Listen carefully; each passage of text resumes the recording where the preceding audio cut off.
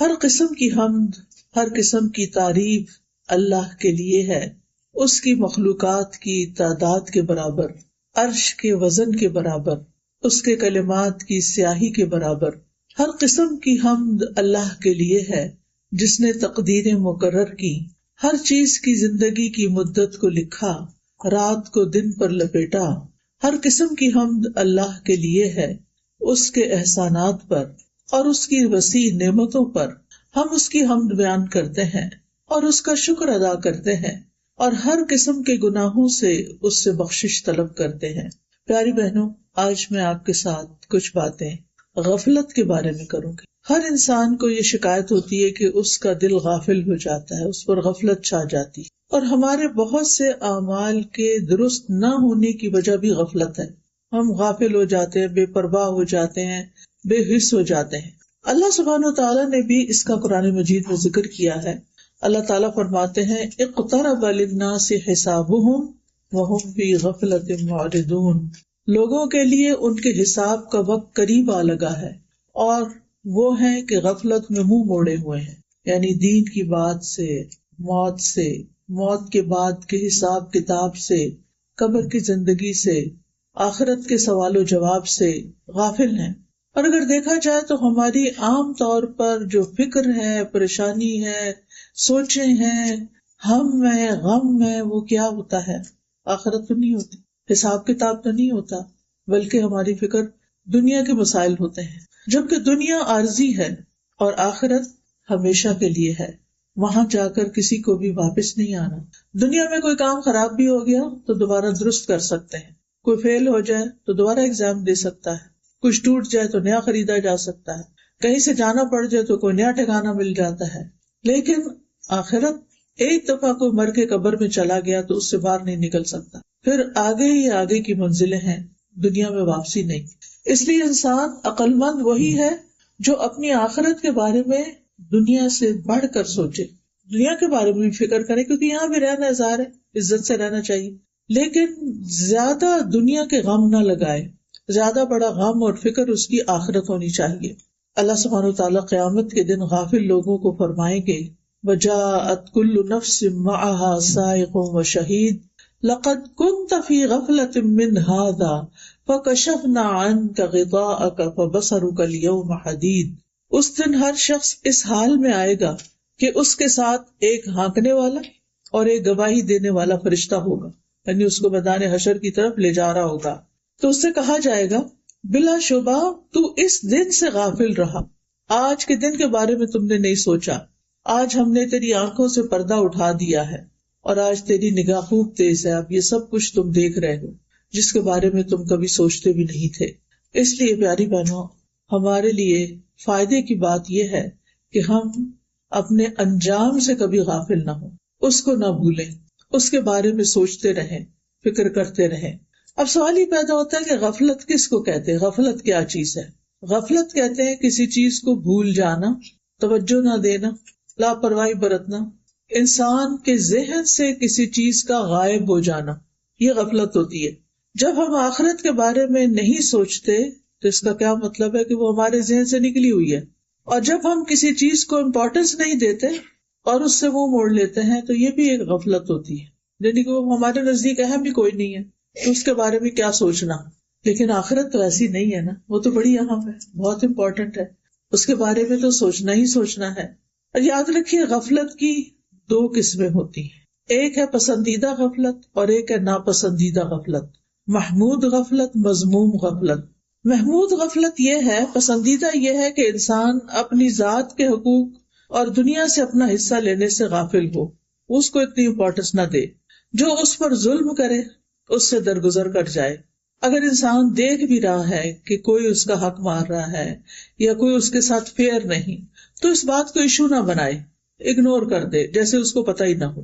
بعض لوگ ایسے ہوتے ہیں نا کہ آپ کو دھوکہ دے رہے ہوتے ہیں، آپ سے غلط بیانی کر رہے ہوتے ہیں اور آپ کو پتہ چل جاتا ہے، بعض اوقات آپ کے اپنے ہی بچے، تو آپ ہر وقت تو نہیں ہے نا کہ مجھے پتا ہے تم مجھے دھوکہ دے رہے ہو، مجھے پتا ہے تم میرے ساتھ یہ کر رہے ہو، نہیں کوئی بات نہیں، کرنے دو ان کو، مجھے پتا تو ہے ہی میں اس کا کوئی سد باب کرتی ہوں، ان کی کوئی اصلاح کرتی ہوں۔ تو انسان اس چیز سے تغافل برتے، تغافل عارفانہ ہوتا ہے نا، یعنی ایک چیز کو جانتے بوجھتے ہوئے بھی اگنور کر دینا. پھر اسی طرح دنیا کی زینت، رونق اور ٹو مچ دنیا حاصل کرنے سے غفلت برتے، یعنی اس کی طرف زیادہ توجہ نہ کرے. ناپسندیدہ غفلت کیا ہے کہ انسان اللہ کے حق سے غافل ہو، اس کی طرف توجہ نہ کرے، اس کو امپورٹنس نہ دے، اللہ کے ذکر سے غافل ہو، اللہ تعالیٰ کے احکامات سے غافل ہو. پتہ ہی نہ ہو کہ اللہ تعالیٰ نے اس دنیا میں رہنے کے لیے ہمیں کیا کیا حکم دیا ہے، اللہ تعالیٰ کے احکامات اور جن چیزوں سے اللہ تعالیٰ نے منع کیا ہے ان سے غافل ہو، آخرت سے غافل ہو. مجھے ایسے لگ رہا ہے کچھ لوگ یہاں بیٹھ کے بھی غافل ہوئے بیٹھے، ان کی توجہ وہ لوگوں کی طرف ہے، آنے جانے والوں کی طرف. تو یہ اصل کام سے غفلت ہے نا. پھر کیا یہ پسندیدہ ہے کہ آپ جس کام کے لیے آئے ہیں وہ چھوڑ کر وہ کرنے بیٹھے؟ شاید ان لوگوں کو آپ نے پہلی دفعہ دیکھا ہے، اس لیے آپ ان کو پہچاننے کی کوشش کر رہی ہیں.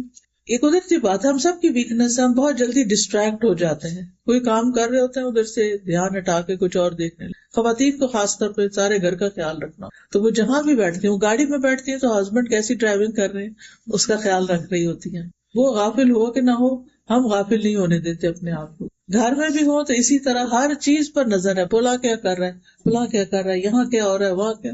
پھر وہ جب مسجد آتے ہیں تو پھر وہاں بھی ایسے ہی ہوتا ہے، ادھر سے کون آ رہا ہے اور ادھر کون بیٹھ رہا ہے اور ادھر کیا ہو رہا ہے. تو تھوڑی دیر کے لیے اس کو چھوڑ دیں، جو میں بات کر رہی ہوں اس کی طرف توجہ دے تاکہ یہاں سے کچھ لے کے اٹھیں. میں بھی دور سے آئی ہوں، آپ بھی پتہ نہیں کہاں کہاں سے آئے ہیں اپنے کام کاج چھوڑ کے، تو کچھ فائدہ اٹھائیں.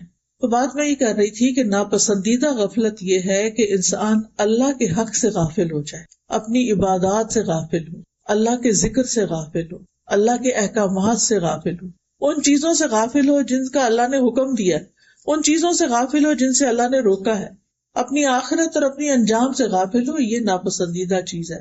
ابن الجوزی کہتے ہیں کہ لوگوں میں سب سے زیادہ مصیبت زدہ شخص وہ ہے جو اللہ سے غافل ہے، اللہ اور ان کے بیچ میں حجاب ہے، اور اس سے بھی زیادہ وہ کہ جس کو یہ پتہ ہی نہیں کہ وہ غفلت میں ہے. ایک تو ہے نا غفلت میں ہونا برا، اور ایک یہ کہ یہ پتہ ہی نہ ہونا کہ میں غفلت میں مبتلا ہوں، اس کا بھی احساس نہ ہونا. اس بات سے غافل ہونے والا کہ اس کو یہ پتہ ہی نہ ہو کہ مجھے اپنا ایمان مضبوط کرنے کی ضرورت ہے، میری کمزوریوں کی وجہ کیا ہے، مجھے اللہ تعالیٰ سے اور زیادہ تعلق مضبوط کرنے کی ضرورت ہے، مجھے اللہ تعالیٰ کے آگے اور عاجزی کرنے کی ضرورت ہے، مجھے اللہ تعالیٰ کی اور زیادہ تعظیم اور عظمت بیان کرنے اور محسوس کرنے کی ضرورت ہے. اس بات سے غافل ہونا کہ مجھے اپنی عبادات کو صحیح طور پر ادا کرنے کے طریقے معلوم ہونے چاہیے. اور سب سے ناپسندیدہ غفلت یہ ہے کہ انسان کا دل منافقت میں مبتلا ہو اور اس کو پتہ ہی نہ ہو کہ وہ منافق، یعنی ہمارے دل کے اندر سچا ایمان ہی نہ ہو، نفاق پیدا ہو گیا ہو کہ دل میں شکوک و شبہات ہیں، خواہشات ہیں، کوئی اللہ کا ذکر نہیں، اللہ کی یاد نہیں، اللہ کی طرف توجہ نہیں، اور انسان کو احساس بھی نہ ہو کہ وہ کسی مصیبت میں مبتلا ہے. اچھا کیسے پتا چلے؟ ہم سب اپنے آپ کا جائزہ لیں، اپنے آپ کو پہچانیں کہ کیا ہمارے اندر تو کوئی غفلت کی قسم نہیں. تو اس کے کچھ انڈیکیٹرز ہیں.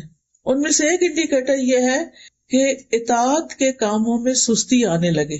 جو ہمارے اوپر ذمہ داریاں موجود ہیں، جو کام ہم نے کرنے ہیں، ان کی طرف توجہ ہی نہ ہو، اور ادھر ادھر کبھی کوئی ویڈیو لگا کے بیٹھ گیا، کبھی ٹی وی لگا لیا، کبھی سیر کو نکل گئے، کبھی کچھ کھا پی لیا، کبھی کچھ، یعنی انسان اپنے آپ کو بہلاتا رہے اور کرنے کا کام نہ کرے، اس سے غفلت برتے. مثلا نماز سے غفلت، ذکر سے غفلت، صدقہ خیرات کی طرف توجہ کا نہ ہونا. قرآن مجید میں اللہ تعالیٰ فرماتے ہیں ان المنافقین یخادعون اللہ وہو خادعهم وَإِذَا قَامُوا إِلَى الصَّلَاةِ قَامُوا كُسَالَىٰ يُرَاءُونَ النَّاسَ وَلَا يَذْكُرُونَ اللَّهَ إِلَّا قَلِيلًا.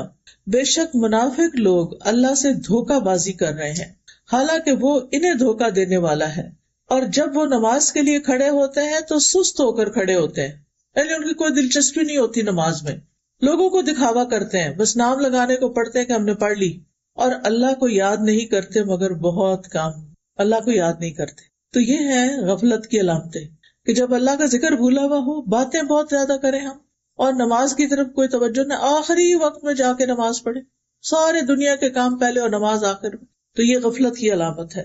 دوسری علامت گناہوں کو حقیر سمجھنا، یعنی بڑے بڑے بلنڈر سمجھ کے کہنا کوئی بات نہیں، پھر کیا وہ سارے ایسے کرتے ہیں، فلاں بھی تو کرتا ہے، فلاں بھی کرتا ہے. عبداللہ بن مسعود کہتے ہیں کہ مومن اپنے گناہوں کو ایسا محسوس کرتا ہے جیسے وہ کسی پہاڑ کے نیچے بیٹھا اور ڈرتا ہے کہ کہیں وہ اس کے اوپر گر نہ جائے، اور بدکار اپنے گناہوں کو مکھی کی طرح ہلکا سمجھتا ہے کہ وہ اس کے ناک کے پاس سے گزری اور اس نے اپنے ہاتھ سے بے پرواہی سے اشارہ کر کے اڑا دیا. یعنی بڑے سے بڑا گناہ کیا اور پھر پرواہ نہ کیا، اچھا کچھ نہیں ہوتا، خیر ہے، پھر کیا ہوا. یعنی گناہ پر شرمندہ نہ ہونا، گناہ کا احساس نہ ہو، غلطی کو بہت ہلکا سمجھنا، جبکہ وہ غلطی انسان کو ہلاک کر دینے والی ہو اور اس کو اس کی پرواہ نہ ہو، احساس بھی نہ ہو کہ وہ غلط کر رہا ہے. پھر غفلت کی ایک اور علامت ہوتی ہے وقت کو غیر مفید کاموں میں گزارنا، جن کاموں کا نہ دین میں فائدہ نہ دنیا میں فائدہ، فضول کے کام. ابن مسعود کہتے ہیں میں اس بندے کو پسند نہیں کرتا جسے میں بالکل فارغ دیکھتا ہوں، کہ نہ ہی وہ دنیا کے کسی کام میں مشغول ہوتا نہ آخرت کے کسی کام میں، نہ کوئی دنیا کا کام کرتا ہے اور نہ ہی دین کا کوئی کام کرتا ہے، نہ اس کو دنیا کی فکر ہے، پرواہ ہے، اور نہ ہی آخرت کی. آج کل آپ دیکھیں کہ یوتھ کا کیا حال ہے. جو بچے تو ماشاءاللہ پڑھ رہے ہیں سو پڑھ رہے ہیں اپنے لیے کم از کم دنیا بنا رہے ہیں، لیکن کچھ بچوں کا حال ایسے معلوم ہوتا ہے کہ انہیں نہ دنیا کی فکر ہے نہ آخرت کی فکر. اللہ تعالیٰ اس سے بچا کے رکھے، کیونکہ یہ خطرے کی علامت ہے، ریڈ فلیگ ہے. وہ کہتے ہیں کہ آخری زمانے میں کچھ ایسے لوگ آئیں گے کہ ان کے افضل اعمال یہ ہوں گے کہ آپس میں ایک دوسرے کو ملامت کرنا، آپس کا لڑائی جھگڑا. ان کا نام سست لوگ رکھ دیا جائے گا، لیزی پیپل. پھر اسی طرح غفلت کی علامت کیا ہے؟ صرف دنیا کا علم اور اس کی فکر ہونا، دین کا علم اور اس کی فکر کا نہ ہونا. وہ صرف دنیا کی ظاہری جو چیزیں ہیں ان کے بارے میں علم رکھتے ہیں اور اسی کے لیے بھاگ دوڑ کرتے ہیں، آخرت کے بارے میں کچھ بھی فکر نہیں کرتے، نہ اس کا علم حاصل کرتے ہیں کہ وہاں کیا ہونے والا ہے. قرآن مجید میں اللہ تعالیٰ فرماتے ہیں فَأَعْرِضْ عَمَّنْ تَوَلَّىٰ عَنْ ذِكْرِنَا وَلَمْ يُرِدْ إِلَّا الْحَيَاةَ الدُّنْيَا ذَلِكَ مَبْلَغُهُم مِّنَ الْعِلْمِ إِنَّ رَبَّكَ هُوَ أَعْلَمُ بِمَنْ ضَلَّ عَنْ سَبِيلِهِ وَهُوَ أَعْلَمُ بِمَنِ اهْتَدَىٰ. لہٰذا آپ اس کی پرواہ نہ کیجیے جو ہمارے ذکر سے منہ موڑتا ہے. ایسا شخص دنیا کی زندگی کے سوا اور کچھ نہیں جانتا. ان کے علم کی پرواز بس یہیں تک ہے، صرف دنیا کی باتیں پتہ ہیں ان کو خوب. بلا شبہ تیرا رب خوب جانتا ہے کہ کون اس کے راستے سے گم ہو گئے ہیں اور کون ٹھیک راستے پہ چل رہا ہے. اور یہ ہمیں انسانوں کو پروو نہیں کرنا ہوتا، بلکہ اللہ تعالیٰ کے سامنے سچا ہونا ہے، انسانوں کو دکھانے کے لیے نہیں بلکہ اللہ کے سامنے کہ کون ٹھیک راستے پر ہے اور کون بھٹکا ہوا ہے. اب سوال یہ پیدا ہوتا ہے کہ غفلت کا سبب کیا ہوتا ہے، کیوں انسان غافل ہو جاتا ہے؟ آپ میں سے کوئی بتائے گا کیا چیز غفلت پیدا کرتی ہے؟ علم کی کمی اور دنیا کی محبت، دین سے دوری، دین کی مجلسوں سے دوری، تکبر، نفسانی خواہشات کی پیروی کرنا، شیطان کے وسوسوں کا شکار ہو جانا. جی ہاں، تو غفلت کا سب سے بڑا سبب دنیا پرستی ہے، دنیا کی محبت. کیونکہ انسان جب دنیا کے کھیل تماشے میں لگ جاتا ہے نا، لہو اور لعب میں، ان کاموں میں جو فائدہ مند نہیں ہوتے، وہ کام جن سے انسان غافل ہو جاتا ہے اور یہ بھول جاتا ہے کہ دنیا متاع الغرور ہے، دھوکے کا سامان ہے. تو بہت زیادہ دنیا کی فکر کرنا، دنیا کی زندگی پہ راضی ہو جانا کہ بس ہم نے سب کچھ اچیو کر لیا، دین کی ضرورت ہی محسوس نہ کرنا. کچھ لوگ ہوتے ہیں نا، انہوں نے اپنی زندگی کے کچھ گول سیٹ کیے ہوئے ہوتے ہیں، مثلاً میں نے ڈاکٹر بننا ہے، میں نے انجینئر بننا ہے، میں نے پروفیسر بننا ہے، وغیرہ وغیرہ، جو بھی ہر ایک کے مختلف گولز ہوتے ہیں. اور وہ اپنا بچپن، جوانی، اپنی عمر کا بڑا حصہ صرف اس گول کو اچیو کرنے کے لیے لگا دیتے ہیں. اس کے علاوہ انہیں کوئی فکر نہیں ہوتی کہ انہوں نے عبادات کس طرح ادا کرنی ہے، انہوں نے آگے اللہ کو کیا جواب دینا ہے، ایمان کے تقاضے کیا ہیں. کسی چیز کی طرف توجہ نہیں ہوتی ان، کیونکہ ان کو یہ سکھایا جاتا ہے کہ اگر تم دنیا میں کامیاب ہونا چاہتے ہو تو فوکسڈ رہو، ادھر ادھر مت. وہ دین کے علم کو یا دین کی بات کرنے کو بھی ڈسٹریکشن سمجھتے ہیں، حالانکہ ایسا نہیں ہے. دین کا علم تو ہمارے لیے کھانے پینے کی طرح ضروری ہے، تاکہ ہمارے ایمان کے درخت کو پانی ملتا رہے، غذا ملتی رہے اور روز ہی مضبوط ہوتا رہے، تاکہ پھل پھول لا سکے اور کبھی نہ مرجھائے، کبھی ہم اس راستے سے نہ ہٹیں. تو آپ دیکھیے کہ کچھ لوگ دنیا میں کسی خاص مقام تک پہنچنے کو اپنے لیے سکسیس کا، کامیابی کا ایک انڈیکیٹر سمجھتے کہ یہاں تک پہنچ گئے تو ہم سمجھے کامیاب ہو گئے، لیکن آخرت کو بھولے ہوئے ہوتے ہیں. نہیں پتا کہ اس سے پہلے آگے جانا پڑ جائے.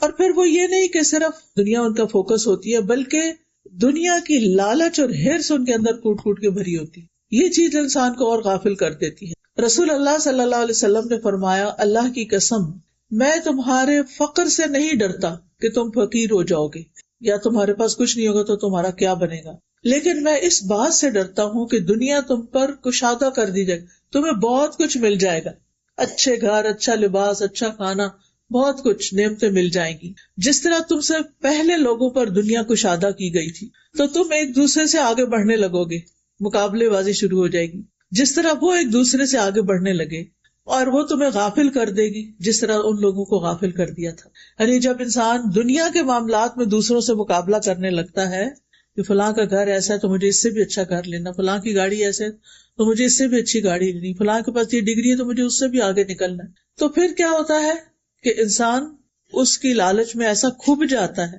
کہ پھر آگے کسی اور چیز کے بارے میں سوچنے کا اس کے پاس وقت نہیں ہوتا۔ تو یہ جو ایک دوسرے کا مقابلہ ہے نا، یہ بھی انسان کو غافل کر دیتا ہے۔ قرآن مجید میں آتا ہے الہاکم التکاثر، آتی ہے نہیں سورت سب کو، کیا مطلب ہے؟ الہاکم التکاثر حتی زرتم المقابر، تمہیں ایک دوسرے سے زیادہ حاصل کرنے کی ہرس نے غفلت میں ڈال دیا، یعنی ایک دوسرے کے مقابلے میں زیادہ حاصل کرنے کی ہرس جو تھی اس نے تمہیں غافل کیا، یہاں تک کہ تم نے قبرستان جا دیکھے، یعنی تم فوت ہو گئے، قبر میں پہنچ گئے۔ پھر اسی طرح لمبی آرزویں، میں بڑی ہوں گی نا، پھر میں حج کروں گی، تو پھر میں توبہ کر لوں گی، تو پھر میں اچھے اچھے کام کر لوں گی، تو یہ چیز بھی انسان کو غفلت میں ڈالے رکھتی۔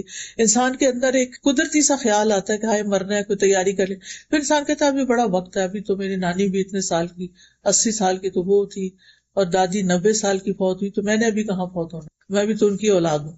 اس طرح کی بہت سی باتیں سوچ کے انسان اس کو ٹال دیتا ہے، اچھا بعد میں کریں گے، یہ ابھی تو مجھے تو بہت امپورٹنٹ کام ہے میرے ساتھ۔ تو لمبی آرزویں جو ہیں یہ بھی انسان کو غافل کر دیتی ہیں۔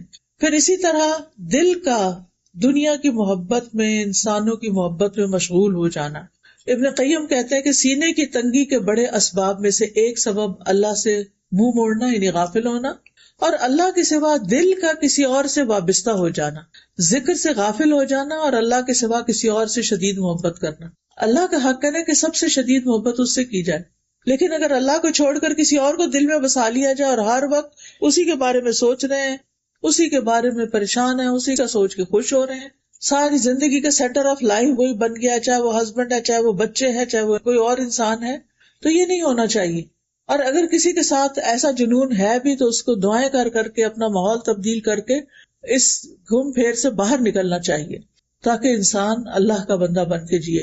پھر اسی طرح آپ دیکھیے کہ غفلت کا ایک بڑا سبب قرآن سے روگردانی، قرآن کا نہ پڑھنا، نہ سمجھنا، کیونکہ قرآن ہی تو ہمیں بتاتا ہے کہ ہمارے ساتھ آئندہ کیا ہونے والا ہے، اور اگر انسان قرآن ہی نہیں پڑھتا تو پھر اس کو کیا چیز جگائے گی۔ پھر اسی طرح ذکر کی مجلسوں سے دوری، مسجد نہیں جانا، حلقہ میں نہیں جانا، کلاس میں نہیں جانا، تو غفلت بڑھتی چلی جائے گی۔ جو ہی آپ مجلس میں جائیں گے، جیسے آج یہاں آئے ہیں، کوئی باتیں سنیں گے یا جمعے کا خطبہ سنیں گے، تو کیا ہوگا؟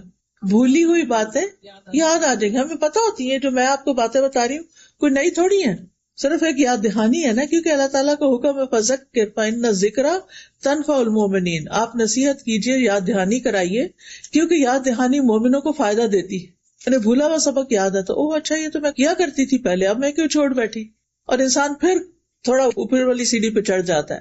تو مجالس ذکر کی بجائے، مجالس ملائکہ کی بجائے مجالس لغو اور مجالس غفلت میں شریک ہونا، چاہے وہ ہم اپنے گھر کے اندر ہی وہ مجلس کیوں نہ جمائے ہوئے ہوں، جہاں اللہ کا کوئی ذکر نہ ہو، کوئی بات نہ ہو، صرف دنیا دنیا دنیا۔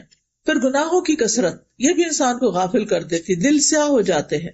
پھر خواہشات کی پیروی، پھر روزمرہ کی چیزوں کی طرف زیادہ توجہ کا ہونا۔ کچھ خواتین کا سینٹر آف لائف صرف ان کا گھر ہوتا ہے، اچھی بات ہے گھر میں انسان کو دل لگانا چاہیے، لیکن کسی بھی چیز کی زیادتی جو ہے وہ کیا ہو جاتی ہے، نقصان دہ ہو جاتی ہے۔ کسی بھی چیز کی زیادتی نقصان دہ ہو جاتی ہے۔ آپ گھر کو ضرور لک آفٹر کریں، اپنی کراکری کو گنتے رہا کریں، اپنی چمچ بھی گن گن کے رکھا کریں، اور برتنوں پہ اسکریچ بالکل نہیں آنے دیا کریں، کچن کا فلور بالکل اتنا کہ شکل نظر آئے اس میں، یہ اچھی بات ہے۔ لیکن یہ تو نہیں کہ صفائی ہے اور اس کے اوپر پھر صفائی کرنے کھڑے ہو گئے۔ یعنی آپ دیکھیے ہمارا نفس کی چالیں کیا ہوتی ہیں نا، آپ کو یاد آتا وہ اچھا آج میں نے قرآن نہیں پڑھا دن میں، صبح نا وہ بچے نے بلا لیا اور جلدی سے میں چھوڑ بیٹھی تو اب میں پڑھ لیتی ہوں۔ پھر آپ سوچتے اچھا میں ذرا ایک دفعہ یہ چیزیں کر لوں نا پھر میں پڑھ دوں، اچھا وہ چھوڑ کے کہیں اور گئے کہ اچھا میں یہ کر لوں پھر کرتی ہوں، کیا ہوتا ہے اس دن کا قرآن ہی رہ جاتا ہے. نوافل پڑھنا آپ بھول گئے یا رہ گئی یا کوئی مصروفیت آ گئی، اشراق کے نفل تھے، چاش کے نفل تھے، اب کیا ہے اچھا چلے ظہر کے ساتھ میں سنتوں کے ساتھ نوافل بھی پڑھ لیتی ہوں تاکہ میرا کوٹا تو پورا ہو. کیونکہ آپ کو پتا نہیں کہ جو دن کی 12 سنن ہے رواتب، اس کے بدلے میں جنت میں ایک محل ملتا ہے. تو اگر کم دن پڑھیں گے تو کم ملیں گے، زیادہ پڑھیں گے تو زیادہ ملیں گے. دنیا میں تو ایک گھر پہ راضی نہیں ہوتے، دنیا میں تو زیادہ سے زیادہ چاہیے. آپ کو پتا نہیں جن لوگوں کے پاس پیسے ہوتے ہیں وہ پھر ایک ملک میں تھوڑی گھر بناتے ہیں، وہ رہتے کینیڈا میں ہیں اور گھر اپنے گاؤں میں بناتے ہیں، اپنے شہر میں بناتے ہیں. جا کیا پتا کبھی واپس آنا پڑے، اور وہ بند رہ کے پرانے ہو جاتے ہیں. دنیا کا تو ہمیں اتنا فکر ہوتا ہے کہ امکانیات پر بھی ہم اتنا مال لگا دیتے. امکانیات کا مطلب کیا؟ ممکن ہے کہ ہم کبھی آئیں، لیکن آخرت کا گھر یقینی ہے کہ وہاں جائیں گے، اس کی فکر کوئی نہیں. تو آپ دیکھیے کہ یہ غفلت کے اسباب میں سے ایک سبب ہے کہ ضرورت کی دنیا ہونے کے بعد غیر ضروری چیزوں کی طرف بھاگے پھرنا اور ان کے لیے اپنے آپ کو کھپا رکھنا. ہر شخص خود فیصلہ کر سکتا ہے کہ اس کی ضرورت کیا ہے، کتنی ہے، اور اس کے بعد اسے سٹاپ لگا کر کوئی آخرت کے لیے بھی کام کرنا چاہیے. پھر ایک اور چیز جو غفلت میں ڈالتی ہے وہ ہے بری دوستیاں، برے ماحول. دوستوں کا انسان پر بہت انفلوئنس ہوتا ہے. اگر دوست نماز نہیں پڑھتا تو آپ کے لیے پڑھنی مشکل ہو جائے گی، دوست روزے نہیں رکھتے تو آپ کے لیے بھی روزہ رکھنا مشکل ہوگا.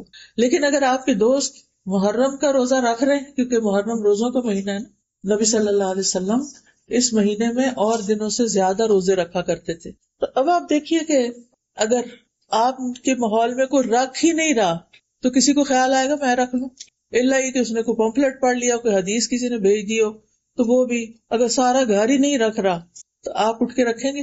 لیکن اگر سارے رکھ رہے ہیں گھر میں تو آپ کو لیٹے ہوئے شرم آئے گی، آپ کہیں گے میں بھی اٹھ جاؤں، آپ سب اٹھے ہوئے، آج بچے بھی اٹھے ہوئے تو میں کیوں لیٹی ہوئی ہوں. دیکھ کے خیال آ جاتا ہے نا. آپ کے ہسبینڈ تہجد پڑھ رہے ہیں تو یہ ہو نہیں سکتا کہ وہی پڑھتے رہے، ایک دن آپ بھی اٹھ جائیں گی، یا آپ پڑھ رہی ہیں روز تو ایک دن وہ بھی اٹھ جائیں گی. اللہ کرے انشاءاللہ، یہ بھی دعا آمین کہیں. کیونکہ انسان اپنے ماحول سے بہت اثر لیتا ہے. مانی ہوئی بات، آج کل گرمی ہو رہی ہے، باہر نکلتے گرمی لگتی ہے کہ نہیں؟ آپ کے نہیں، مجھے نہیں لگتی، بے شک ماحول جو مرضی ہو. کیسے ہو سکتا؟ سردی ہو تو لگتی ہے نا. ایسے ہی جہاں جس مجلس میں اچھی وائبز ہوں، ایمان کی باتیں ہوں تو وہاں ایمان بڑھتا ہے نا. اور جہاں غفلت کی باتیں ہوں، صرف کھانے پینے، صرف کپڑوں کی، صرف گاڑیوں کی. آپ دیکھیں کہ عام طور پہ مرد حضرات کی گفتگو ایک خاص موضوعات ہوتے ہیں، پراپرٹیز پہ بات کرنا، پالیٹکس پہ بات کرنا، بزنس پہ بات کرنا. تو ساری اول سے آخر مجلس انہی باتوں پر کر کے بس بات ختم ہو جائے گی. خواتین کے اپنے دلچسپ موضوعات ہوتے ہیں، ریسیپیز پہ بات کرنا، کپڑوں کے برانڈز پہ بات کرنا، بچوں پہ بات کرنا، ساس سسر کی شکایت کرنا، اس کی غیبت اس کی غیبت، موسم کی شکایت. جی ہاں، کیونکہ بات کرنے کے لیے کوئی تو موضوع چاہیے نا. یہ تھوڑی ہم کسی سے پوچھ سکتے ہیں اچھا آج بتاؤ تم نے کتنا سبق پڑھا، قرآن کتنا پڑھا، آج کا دن کیسا تمہارا گزرا، تم اپنا ایمان کیسے محسوس کرتے. صحابہ کی باتیں کیا ہوتی تھی؟ آؤ بیٹھو ایمان لے آئیں. وہ ان کا مطلب کیا ہوتا تھا؟ آؤ بیٹھ کے مل کے اللہ کی باتیں کریں. لیکن ہم اللہ کی باتیں کر کے بھی نہ، یقین کیجئے کہ یہ اب مجلس برخاست ہوگی، کیا مجال کہ کوئی گاڑی میں بیٹھ کے بھی دہرائے سبق کو کہ کیا سیکھ کے آئے. جو لوگ کلاسز بھی لیتے ہیں میں بہت غور سے نوٹ کرتی ہوں، کیونکہ عرصے سے میں یہ چیز پڑھا رہی ہوں نا. کلاس ختم ہوتی ہے تو ایسے لگتا ہے کہ کسی نے قید کا بندھن کھول دیا. اتنی دیر پتہ نہیں کیسے چپ رہے، اتنی باتیں اور اتنا شور اور اتنا ہنگامہ. اور باتیں کیا ہو رہی ہوتی؟ وہ تھوڑی ہو رہی ہوتی ہے کہ جو ہم نے ابھی سیکھا تھا وہ کیا تھا، کیونکہ وہ دل پہ تو گئی نہیں ہوتی، تو ایک کان سے ٹکرا کے دوسرے سے نکل جاتی ہیں. صحابہ کیا کرتے تھے پتہ ہے آپ کو؟ نبی صلی اللہ علیہ وسلم جب مجلس سے اٹھ کر جاتے تھے تو وہ دنیا کی باتیں، کھیتوں کی اور بزنس کی نہیں کرتے تھے. وہ ان ساری باتوں کو پھر سے دہراتے تھے جو آپ نے انہیں اس ٹائم سکھائی ہوتی تھی، اور ان کو پکا کر لیتے تھے، وہیں گرہ باندھ لیتے تھے. اس کو مذاکرہ کہتے ہیں، ڈسکشن. پھر ایک دوسرے کو سناتے تھے کہ میں نے صحیح سنا تھا، تم میرا چیک کرو. ایک دوسرے کو پوچھتے تھے میں نے یہ بات سنی تھی کیا ایسے ہی تھی؟ کیونکہ بہت دفعہ ہم آدھی بات سنتے ہیں، آدھی کہیں اور دھیان پر واپس آتے ہیں تو وہ خود سے خود کوئی نقطے جوڑ لیتے ہیں، جبکہ وہ بات ویسے ہوئی نہیں ہوتی. اسی لیے بعض لوگ بعض اسپیکر سے غلط باتیں منسوب کر رہے ہوتے ہیں کیونکہ انہوں نے خود ہی نہیں مقصد سمجھا ہوتا. تو اس سے بھی بچنے کی ضرورت ہے.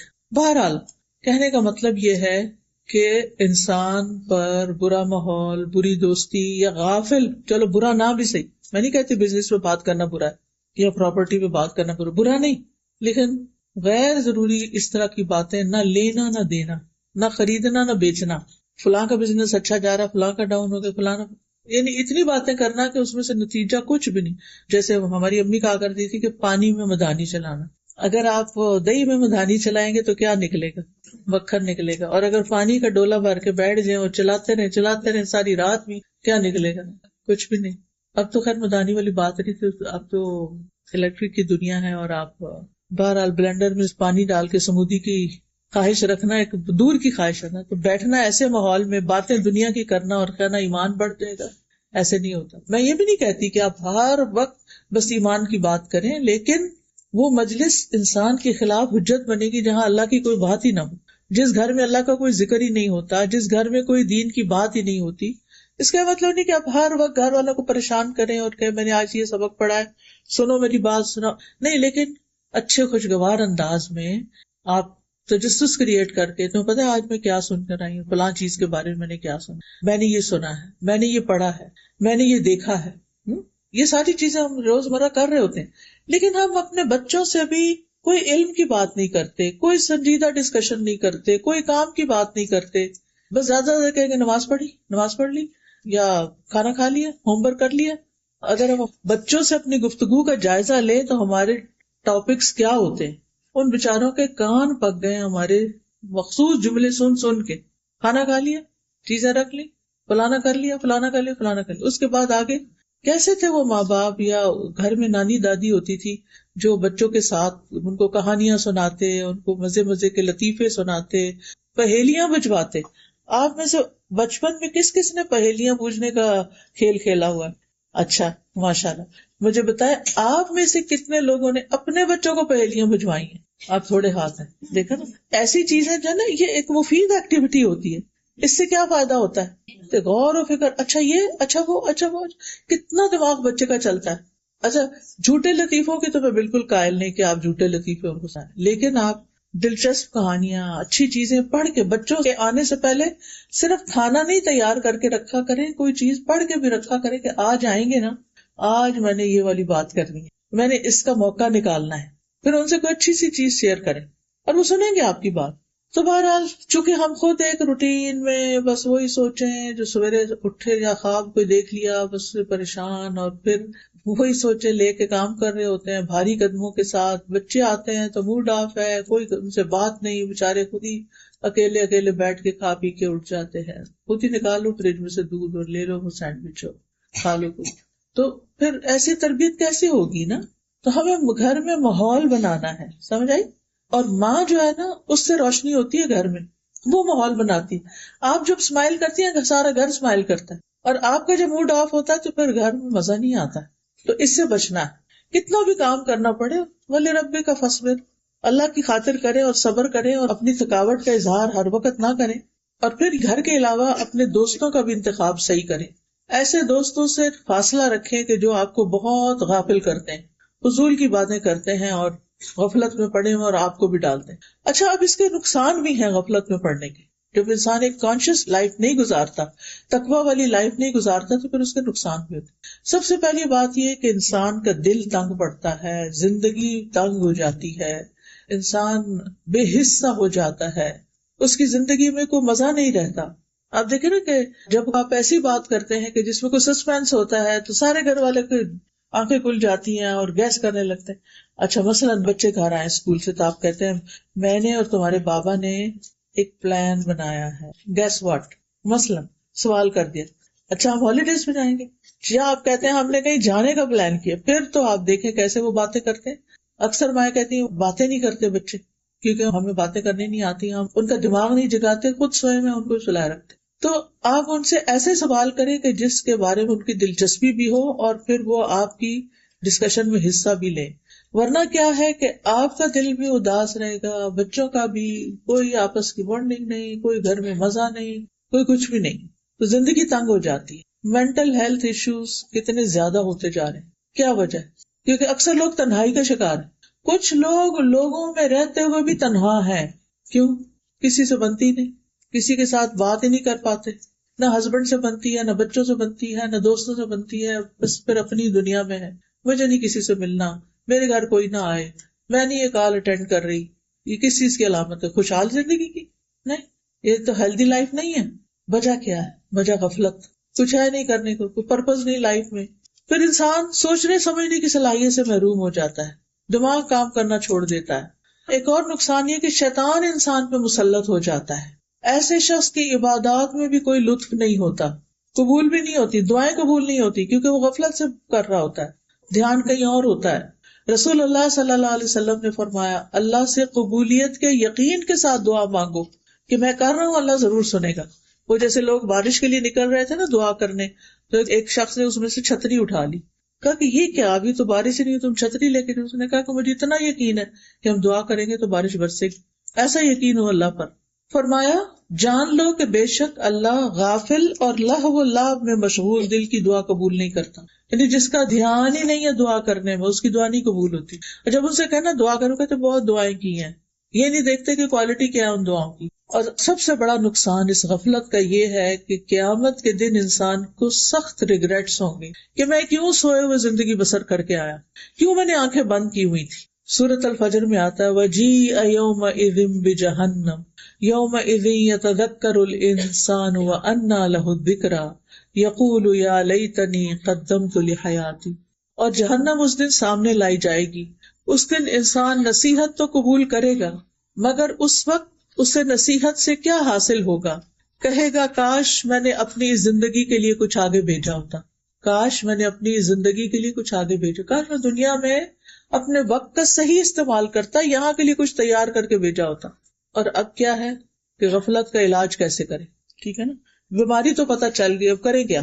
سب سے پہلی بات یہ کہ آپ اس بات کی لسٹ بنائیں کہ آپ کے فرائض کیا کیا ہے، آپ کی ڈیوٹیز کیا کیا ہے، حقوق اللہ کے حوالے سے، حقوق العباد کے حوالے سے. کیونکہ کچھ لوگ ایسے ہوتے ہیں کہ وہ کہیں پر بھی ہوں اپنے فرائض کو نہیں بھولتے، اپنی ذمہ داریاں پوری کرتے ہیں. سورۃ نور میں آتا ہے رجال لا تلہیہم تجارۃ ولا بیع عن ذکر اللہ واقام الصلاۃ وایتاء الزکاۃ یخافون یوما تتقلب فیہ القلوب والابصار. وہ مرد جنہیں اللہ کے ذکر سے اور نماز قائم کرنے اور زکوٰۃ دینے سے نہ کوئی تجارت غافل کرتی ہے نہ خرید و فروخت. وہ اپنے بزنس میں ہیں، اپنے جاب میں ہیں، وہ کہیں پر بھی ہیں تو وہ کیا ہیں؟ الرٹ ہیں. وہ اپنے فرائض سے نہیں غافل ہوتے. وہ اس دن سے ڈرتے ہیں جس میں دل اور آنکھیں الٹ جائیں گی. اپنی تھنگس ٹو ڈو کی لسٹ بنائیں کہ کیا کیا آپ پر فرض ہے. نماز فرض ہے، اور اسی طرح زکوٰۃ فرض ہے، زکوٰۃ کس مہینے میں ڈیو ہے، اور اس کے لیے پہلے سے ہی اپنی کیلکولیشن شروع کر دیں. حج کر لیا کہ نہیں کیا، اس کے لیے رقم جمع کرنی شروع کریں، انتظامات کرنے شروع کریں. اسی طرح اگر والدین زندہ ہے تو ان کے کچھ حقوق ہیں، رشتہ دار زندہ ہیں تو ان کے کچھ حقوق ہیں، چاہے وہ اس ملک میں نہ رہتے ہوں، ان کی خیر خبر پتہ ہونی چاہیے. اسی طرح آپ کے وسینٹی میں کون ضرورت مند لوگ ہیں، کہاں کون بیمار ہے، کون کس چیز کا ضرورت مند ہے، یہ باتیں پتہ ہونی چاہیے. کیونکہ اگر آپ کے پاس علم ہی نہیں ان چیزوں کا تو پھر آپ کریں گے کب؟ ٹھیک ہے نا. دوسری بات یہ ہے کہ نمازوں کی حفاظت. قد افلح المؤمنون الذین هم فی صلاتهم خاشعون والذین هم عن اللغو معرضون. یقیناً کامیاب ہو گئے مومن وہی جو اپنی نماز میں عاجزی کرنے والے ہیں، اور وہی جو لغو کاموں سے منہ موڑنے والے ہیں، فضول چیزوں سے بچ کے رہتے ہیں. تبھی تو ان کے پاس وقت ہوتا ہے. جو لوگ فضولیات میں پڑھتے ہیں ان کے پاس ٹائم نہیں ہوتا پھر فرائض ادا کرنے کا، پھر ان کے فرائض چھٹنے لگتے ہیں. تو فرائض کو اپنی پرائرٹی رکھیں. کہیں بھی بیٹھے ہیں، کچھ بھی کر رہے ہیں، ٹائم دیکھتے رہیں کہ نماز کا کتنا ٹائم رہتا ہے اور کب تک ٹائم باقی ہے، میں کس وقت پڑھوں گی. تو نمازوں کی جو پابندی ہے اور صحیح وقت میں پڑھنا، ان کی حفاظت، یہ انسان کو الرٹ رکھتی ہے، غفلت سے نکال دیتی ہے. اللہ تعالیٰ نے ایسے نہیں 5 وقت نماز فرض کی ہے. وہ کس لیے فرض کی ہے؟ تاکہ ہم غافل نہ ہوں، الرٹ رہیں. ایک نماز پڑھ لی، اگلی کی فکر لگ جائے، اگلی پڑھ لی، اگلی کی فکر لگ جائے. پھر قیام اللیل کرنا. حدیث میں آتا ہے جس شخص نے 10 آیتوں سے قیام کیا وہ غافلوں میں سے نہیں لکھا جاتا. اچھا پیاری بہنوں، ایسا ہے کہ سب کی ہمت نہیں ہوتی تہجد کے لیے اٹھنی، خاص طور پر یہاں آپ کی راتیں چند گھنٹوں کی ہیں تو اس میں ابھی سوئے نہیں تو اتنے میں تہجد کا ٹائم گھنٹے 1.5 بعد ہو جائے گا تو مشکل ہو جاتا ہے نا. آپ عشاء کے ساتھ ہی ایکسٹرا 2 نفل پڑھ لیں، ان میں یہ 10 آیتیں پڑھ لیں. 10 آیتیں مثلاً سورۃ الفلق اور الناس 11 بن جائیں گی نا. سورہ کہف کی پہلی 10 آیتیں. اسی طرح اور بھی صورتیں آپ 30واں پارہ کھولیں اور وہاں سے گن لیں کہ کون کون سی صورتیں میں پڑھ سکتی ہوں. پلاننگ کرنی پڑے گی. اگر عشاء کی نماز کے ساتھ ایکسٹرا 2 نفل آپ نے اس نیت سے پڑھ لیے کہ یہ قیام اللیل ہے، میرا رات کی نماز ہے، تو آپ غافلوں میں نہیں لکھے جائیں گے. پھر ایک اور طریقہ ہے غیر اہم کاموں، ناٹ امپورٹنٹ، ان کو چھوڑ کر امپورٹنٹ کاموں کو پہلے کرنا، پرائرٹی پر کرنا. نبی صلی اللہ علیہ وسلم نے فرمایا اپنے وقت کے بعد 60 سال بعد ایسے جانشین پیدا ہوں گے جو نماز کو ضائع کریں گے، اپنی خواہشات کی پیروی کریں گے اور جہنم کے گڑھے میں جا گریں گے. نمازوں کو ضائع کرنا، نمازوں سے غافل ہونا، یہ اچھی علامت نہیں. لیکن نمازوں میں خشوع کیسے ہو سکتا ہے؟ جب انسان لغو کاموں کو چھوڑتا ہے. والذین ھم عن اللغو معرضون. اور اگر لغو، فضول، بیکار چیزوں سے گزر ہو بھی تو مروا کراما، باعزت طریقے سے گزر جاتے، ان کے اندر الجھتے نہیں ہیں. نبی صلی اللہ علیہ وسلم نے فرمایا من حسن اسلام المرء ترکہ ما لا یعنیہ. انسان کے اسلام کا حسن یہ ہے کہ لا یعنی، فضول، بیکار باتوں میں نہ پڑے. جو باتیں اس کا وہ کچھ کر ہی نہیں سکتا ان چیزوں میں وقت ضائع نہ کرے. رسول اللہ صلی اللہ علیہ وسلم نے فرمایا ایک نماز کے بعد دوسری نماز کے ان دونوں کے درمیان کوئی لغو باتیں نہ ہو، علیین میں اندراج کا باعث ہے. یعنی آپ کا اعمال نامہ علیین میں پہنچے گا، جس کو آپ مرنے کے بعد جب آپ کی روح علیین میں پہنچے گی تو وہ دیکھ لیں گے آپ. لیکن 2 نمازوں کے بیچ میں کیا نہیں کرنا؟ لغو. ایک اور چیز یہ کہ ایسی چیزیں جس کے بعد آپ کو پتہ چلتا ہے کہ آپ کا دل بجھ گیا ہے، غافل ہو گئے، پھر اس چیز کو چھوڑ کہ میں نہیں آئندہ وہاں نہیں جاؤں گی، فلانا کام نہیں کروں گی کیونکہ میرے دل کی حالت اچھی نہیں رہی. واپس اپنے آپ کو اوپر چڑھائیں، سیڑھی جس سے اترے ہیں، اپنا ایمان بڑھائیں اور آئندہ ایسی جگہوں سے پرہیز کریں. ٹھیک ہے نا. ابن قیم نے اپنی کتاب الداء والدواء، دوائے شافی، آپ میں سے کسی نے اس کتاب کا نام سنا؟ دوائے شافی کس کس نے؟ ایک ہاتھ کھڑا، 2 3 4. چلے الحمدللہ آپ نے کورس لیا ہوا. بہت ہی اچھی کتاب ہے امام ابن القیم کی، جن کا میں یہاں ریفرنس دے رہی ہوں. پڑھنے والی کتاب ہے، لیکن چونکہ اردو مشکل ہے تو میں نے اس کو پڑھا دیا تھا تاکہ آسانی ہو جائے. اگر پڑھ نہیں سکتے تو سن ہی لیں. ابن قیم کہتے ہیں کہ جو آدمی آپ سے یہ سوال کرے کہ میں کھیلوں کے مقابلے اٹینڈ کرنا چاہتا ہوں، یہ دیکھنا چاہتا ہوں، اس کا کیا نقصان ہے؟ تو کہنے لگے کہ تم جن چیزوں کی حفاظت کرنے کا اہتمام کرتے ہو ان میں سب سے قیمتی چیز وقت ہے. لیکن میں سمجھتا ہوں کہ تمہارے نزدیک وہ بڑا آسان ہے وقت ضائع کر دینا.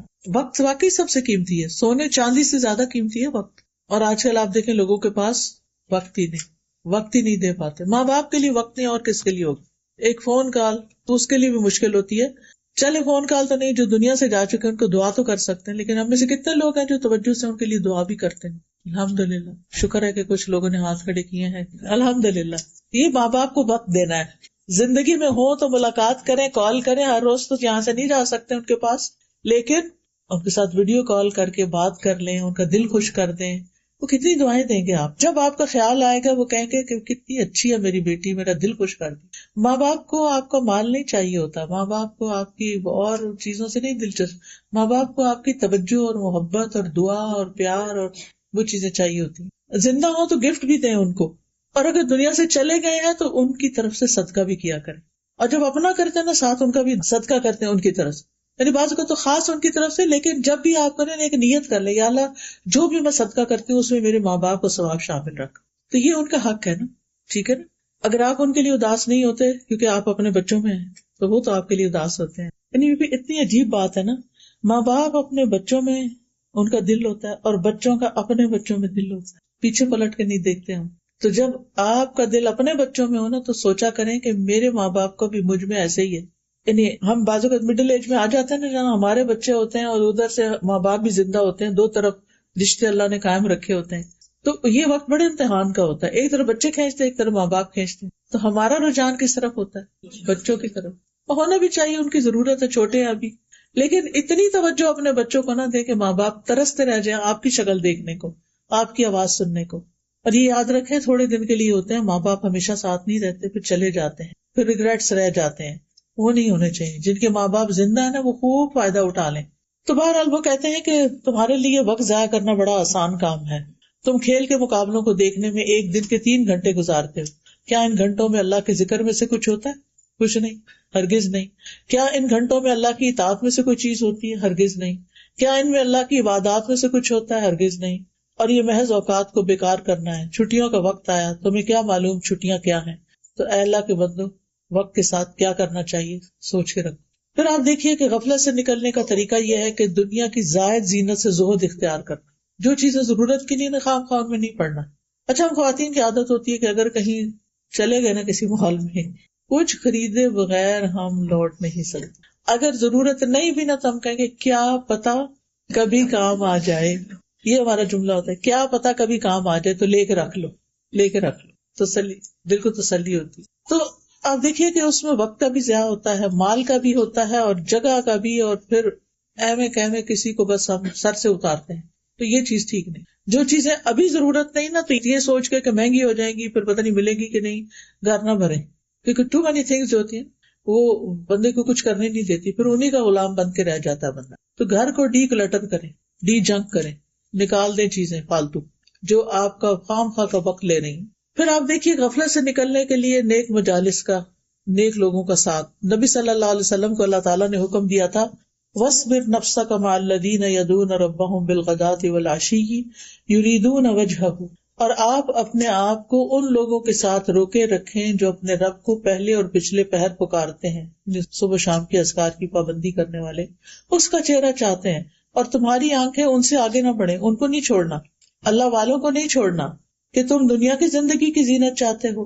اور اس شخص کا کہنا مت مانو جس کے دل کو ہم نے اپنی یاد سے غافل کر دیا اور وہ اپنی خواہش کے پیچھے چلا اور اس کا کام ہمیشہ حد سے بڑا ہوا ہے. ایسے لوگوں کی مجلس میں نہ بیٹھو, ان لوگوں کے ساتھ بیٹھو کہ جو اپنے رب کو پکارتے ہیں, یاد رکھتے ہیں. پھر موت کو یاد کرتے رہنا, یہ بھی غفلت سے نکالتا ہے. اور نماز میں موت کو یاد کرنا, کیونکہ اس سے نماز اچھی ہو جاتی ہے. پھر یہ سوچنا کہ شاید یہ آخری نماز ہو. پھر یہ کہ آخرت کو اپنا مقصد بنانا, وقت کی قدر کرتے ہوئے خیر کے کام کرنا, اچھے اچھے کام, صدقہ جاریہ کے کام کرنا.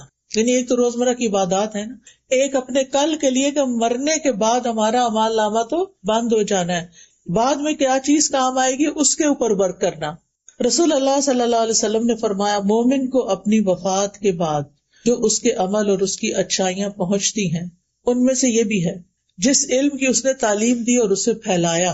ایک تو ہے تعلیم دینا, باقاعدہ پڑھانا, اور ایک ہے پھیلانا. پھیلانے میں آپ کیا کر سکتے ہیں, اچھی کتابیں, اچھے کارڈز, اچھی چیزیں, اچھے میسیجز وہ دوسروں تک پہنچائیں. یہ ابھی ہم آپ کے لیے کچھ کارڈز لے کر آئے ہیں. جیسے اللہ تعالیٰ کا شکر ادا کرنے کے لیے ہمیں الفاظ نہیں ملتے تو ہم نے قرآن اور حدیث سے ایسی ساری اذکار دعائیں جمع کر کے خوبصورت ڈیزائننگ کر کے الحمدللہ کہ دیکھ کے بھی الحمدللہ نکلے, اس کو جمع کر دیا. اب آپ یہ خود بھی پڑھ سکتے ہیں, اگر ہر روز نہیں تو ہفتے میں ایک دفعہ یہ پڑھ لیا کریں. اسی طرح استغفار کے بھی کارڈ, یہ گناہوں سے بخشش کی دعائیں. آپ کو معلوم ہے نا کہ جب انسان استغفار کرتا ہے, اپنے گناہوں کو مان جاتا ہے, توبہ کرتا ہے, اللہ سے معافی مانگتا ہے, تو نہ صرف اس کی آخرت اچھی ہوتی ہے, دنیا بھی اچھی ہوتی ہے. سورۃ نور میں اللہ تعالیٰ فرماتے ہیں کہ حضرت نوح نے اپنی قوم سے کہا فَقُلْتُ اسْتَغْفِرُوا رَبَّكُمْ إِنَّهُ كَانَ غَفَّارًا, میں نے اپنی قوم سے کہا کہ تم اپنے رب کے حضور استغفار کرو, گناہوں کی معافی مانگو, وہ بڑا معاف کرنے والا ہے, معاف کر دے گا. یرسل السماء علیکم مدرارا, تم پر آسمان کو خوب برستا ہوا بھیجے گا, یعنی خوب بارشیں ہوں گی. وَيُمْدِدْكُمْ بِأَمْوَالٍ وَبَنِينَ, تمہیں مال اور بیٹوں سے مدد دے گا, تمہیں مال میں بھی اضافہ ہوگا, بیٹے بھی دے گا. وَيَجْعَلْ لَكُمْ أَنْهَارًا, اور تمہارے لیے نہریں جاری کر دے گا, پانی کم نہیں ہوگا, کیونکہ ہر وقت تو بارش نہیں ہوتی نا, پھر بعد میں نہروں سے یا دریاؤں سے پانی آپ کے پودوں کو اور آپ کی ضرورت کا آپ کو ملتا ہے. تو اس کے لیے کیا ہے, استغفار. اب استغفار کی ساری دعائیں تو نہیں, لیکن جو اتھینٹک دعائیں تھی وہ ہم نے اس کارڈ کے اندر اردو انگلش ترجمے کے ساتھ اکٹھی کر دی ہیں. جمعے کے دن کی آخری گھڑیوں میں بڑی دعائیں قبول ہوتی ہیں. کوئی بھی آپ کا مسئلہ ہو, کسی بھی چیز میں پریشان ہو, تو آپ لے کے یہ کارڈز بیٹھ جایا کریں اور ان کو ایک دفعہ پڑھ کے اللہ تعالیٰ سے اپنی حاجتیں رکھا کریں, تو انشاءاللہ دنیا بھی آسان ہوگی آخرت میں. کیونکہ یہ جو آیتیں میں نے آپ کو بتائی قرآن کی آیتیں, میں نے اپنے پاس سے نہیں گھڑی کہ یہ اور یہ ہو جائے گا. کچھ لوگ تو وظیفے بنا کے بتاتے ہیں یہ کرو گے تو یہ ہو جائے گا, میں وہ والا کام نہیں کر رہی, میں آپ کو قرآن سے دلیل دے رہی کہ اللہ کا وعدہ ہے کہ یہ تمہارے مسائل اس استغفار سے حل ہوں گے. پھر اسی طرح حفاظت کی دعائیں, پروٹیکشن کی. پھر اسی طرح تسبیح, اللہ تعالیٰ کی تسبیح کرنا, اس کی انگلش ٹرانسلیشن کے ساتھ ہے, اور اس میں اللہ تعالیٰ کا حکم ہے بندوں کو یا ایھا الذین آمنوا اذکروا اللہ ذکرا کثیرا وسبحوہ بکرۃ واصیلا, اے لوگو جو ایمان لائے ہو, ہم سب اللہ کو کثرت سے یاد کرو, زیادہ ذکر کرو اور صبح شام اس کی تسبیح کیا کرو.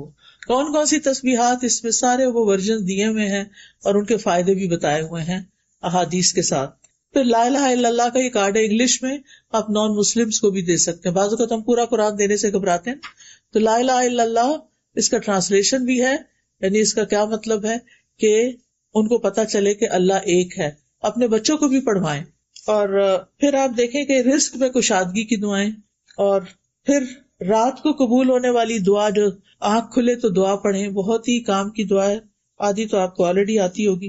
بیمار ہو جائے تو شفا کی دعائیں پڑھ کے دم کیا کریں اپنے مریضوں پر. پھر نماز کے بعد کے اذکار ہیں، پھر استخارے کی دعا ہے اور کچھ اور اذکار ہیں. یہ کارڈز آپ اپنے لیے بھی اور اپنے دوستوں کے لیے بھی ان کو زیادہ سے زیادہ نشر کریں گے تو یہ صدقہ جاریہ بن جائے گا. ہم لوگوں کو اور تحفے دیتے رہتے ہیں، لیکن ان تحفوں کے ساتھ اگر آپ یہ بھی ڈال دیں تو ان کو بھی دعائیں مانگنے آ جائیں گی. نیک اولاد جو پیچھے چھوڑی، یہ بھی صدقہ جاریہ. اپنی اولاد کو نیک بنا کے جائیں، نمازی بنا کے جائیں، تاکہ کیا کریں. بعض لوگ کہتے ہیں نا کہ بعض اوقات ہمیں بھی ہوتا ہے کہ جلدی میں ہوتے ہیں، والدین کی دعا یاد نہیں رکھتے. میں سمجھتی ہوں جو بچہ نمازی ہے نا وہ تو لا محالہ دعا کرتا ہے والدین کے لیے. کہاں؟ رب اجعلنی مقیم الصلاۃ ومن ذریتی ربنا اغفر لی ولوالدی.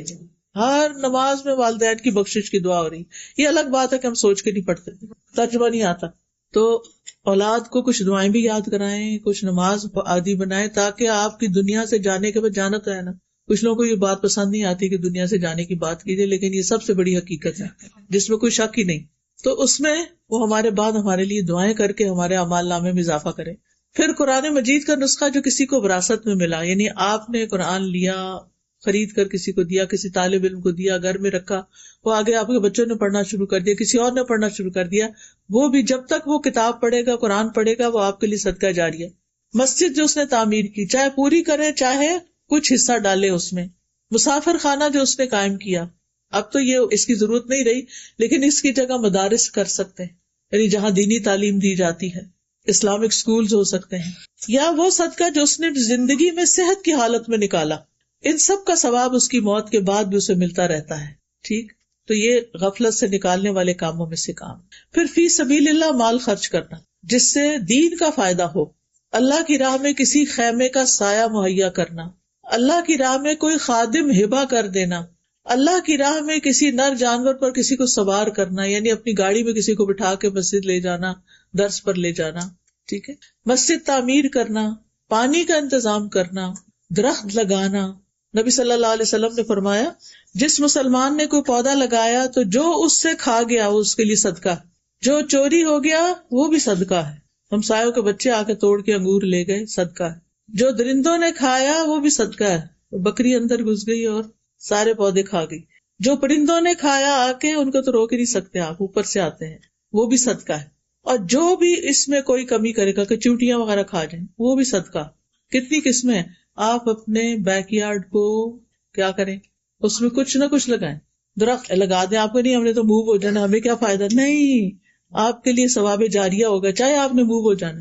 میرے بچوں کو بڑا شوق ہوتا تھا، تو ہمارے گھر کے اندر اس وقت، جس وقت بچے چھوٹے تھے، تو لان اندر نہیں تھا، لیکن گھر کے باہر، دیوار کے باہر جو جگہ تھی وہ کچی تھی.